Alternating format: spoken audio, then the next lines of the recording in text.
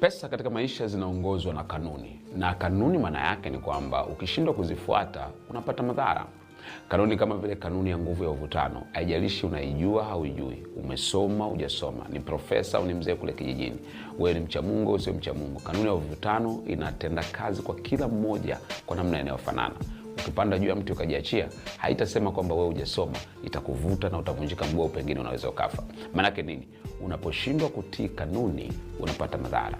Fedha inaongozwa na kanuni, na ukishindwa kuifuatilia hiyo kanuni, tafsiri yake ni kwamba utapata madhara makubwa sana katika maisha yako. Ziko kanuni kubwa 3 ambazo zinaongoza matumizi yako ya pesa, ambazo ukiweza kuzijua vizuri zinaweza zikakusaidia sana.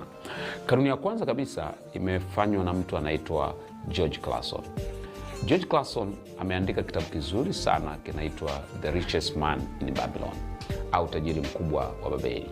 Katika kitabu chake ameeleza kanuni nyingi za dhahabu, takriban kama 5. Lakini kanuni mojawapo ambayo ni nzuri sana unaweza kuitumia leo inaitwa pay yourself first. Pay yourself first. Kanuni hii tafsiri yake nini? Tafsiri yake ni kwamba kila ninapopata kipato, kabla sijaanza kukitumia, cha kwanza kabisa lazima nijilipe mimi mwenyewe. Aidha nimeajiriwa, nimejiajiri, chochote kile. Kujilipa mwenyewe maana yake nini? Kujilipa mwenyewe ni kutenga sehemu fulani ya pesa unayopata kila unapoipata kama sehemu ya akiba ya baadaye kwa ajili ya uwekezaji mkubwa. Ukiona unapata pesa na unaitumia tu ghafla bila kujilipa mwenyewe, kwa maana ya kutenga sehemu inayohitajika kwa ajili yako, tafsiri yake ni kwamba umekiuka kanuni ya pesa na hautafika mbali. Kanuni ya pili inaitwa Northcote Parkinson. Imetungwa na mtu anaitwa Northcote Parkinson. Northcote Parkinson amesema kitu kizuri sana. Anasema hivi: mafanikio ya kifedha au utajiri sio matokeo ya kuwa na pesa nyingi au kupata kipato kikubwa. Mafanikio ya kifedha na kuwa tajiri kifedha ni matokeo ya wewe kutumia vizuri kipato unachokipata na kubakiza. Kwa maneno mengine, haijalishi unapata kiwango gani, kinachojalisha zaidi unabakiza kiwango gani baada ya kutumia.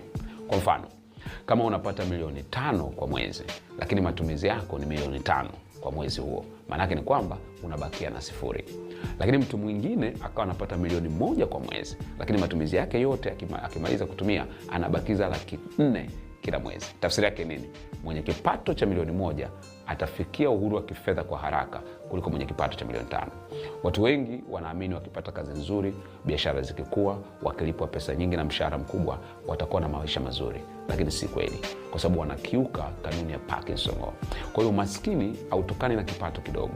Umaskini unatokana na matumizi makubwa zaidi ya kipato chako. Northcote Parkinson anasema